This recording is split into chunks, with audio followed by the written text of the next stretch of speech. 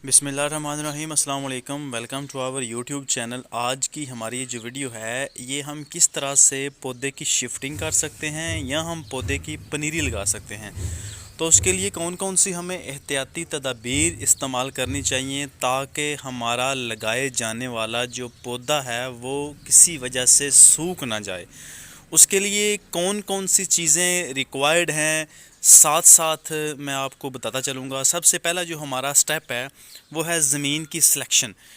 ज़मीन की आपने जो सिलेक्शन करनी है वो इस तरह की करनी है कि उसके नीचे किसी किस्म के कुछ रोड़े या सिर्फ रेत या इस तरह की नीचे ज़मीन ना हो कि जो हम पौधा लगा रहे हैं उसको जड़ पकड़ने में किसी किस्म की कोई दुश्वारी पेश आए।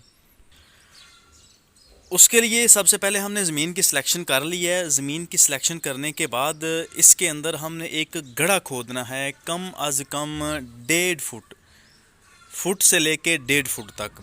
और इसके अंदर एक और चीज़ आपने मद्देनज़र रखनी है कि जिस जगह के ऊपर हम पौधा लगा रहे हैं कम अज़ कम वहाँ पर रोशनी जो है वो हमें मुहैया होनी चाहिए।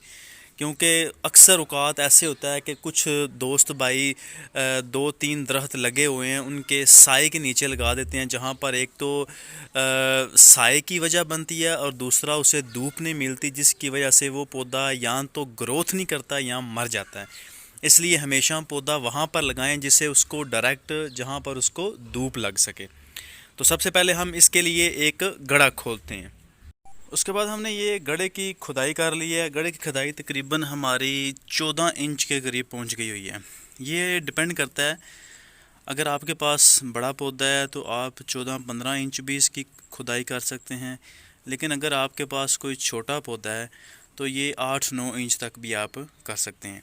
उसके बाद हमारे पास जो गमला है, गमले के अंदर से हम अपना जो पौधा है वो निकालेंगे। उसके लिए उसके अंदर हमने पहले पानी डाल दिया ताकि पौधा गमले के अंदर से निकालना हमारे लिए आसान हो जाए। यहाँ पर एक और चीज़ है कि डीएपी की जो खाद है वो हमने कम से कम एक पौधे के लिए 50 ग्राम जो है वो नीचे डालनी है। 50 ग्राम कम से कम होनी चाहिए। ब्लैक कलर की खाद डीएपी, हर बंदे को पता है कि डीएपी खाद जो है वो पौधे की जो बेसिक समझ लें कि नशोनुमा होती है उसके लिए बहुत ज़्यादा ज़रूरी होती है। इसके अंदर फास्फोरस पाया जाता है, जो फल वाले पौधे होते हैं उनके लिए ज़्यादा रिक्वायर्ड होता है और जो फूल वाले पौधे होते हैं उनके लिए ये कम रिक्वायर्ड होता है, लेकिन इसकी ज़रूरत जो है वो सारे पौधों को ज़रूर होती है। इसलिए खाद का इस्तेमाल करें, आपके पौधे की नशोनुमा जो है वो अच्छी होगी। अच्छा, उसके बाद क्या करना है कि गमला हमारे पास है, इसको हमने छुरी के साथ एक दफ़ा रोल कर लिया ताकि सारी की सारी जो गाची है वो निकालना हमारे लिए आसान हो सके।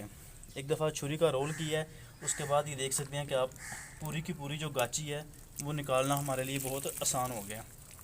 उसके बाद आराम से जितनी भी सारी गाची है ये इसके इर्द गिर्द ही रहेगी ताकि इसकी जो जड़ें हैं उसको किसी किस्म की जो हवा है वो ना लग सके।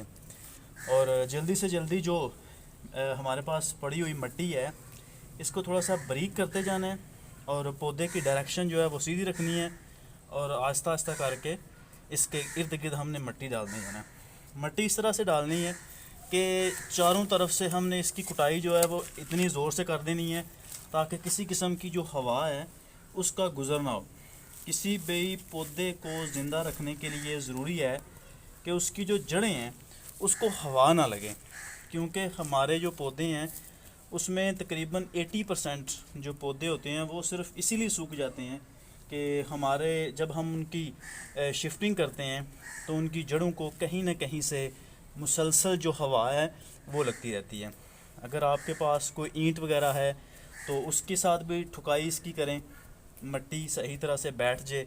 अगर वो नहीं है तो आप ऐसा करें कि इसको ऊपर से एक दफ़ा पानी लगाएं। पानी लगाने के तकरीबन 10 से 15 मिनट के बाद दोबारा इसकी ज़रा हाथ के साथ बेशक इसको दबाएं ताकि इस मिट्टी का चारों तरफ से जो मुंह है वो बंद हो जाए और आपका जो पौधा है वो इंशाल्लाह ताला सूखेगा नहीं, वो अपनी जो ग्रोथ है वो कंटिन्यू रखें। इसमें अगर हम पानी की बात करें तो जो पानी लगाने का तरीक़ाकार होता है वो तकरीबन जैसे ही आप ज़रूरत महसूस करें तब आप इसको 1-2 दिन के बाद एक रूटीन बना लें, तब आप इसको पानी लगाते रहेंगे रखेगा। उम्मीद करता हूँ कि वीडियो आपको अच्छी लगी होगी।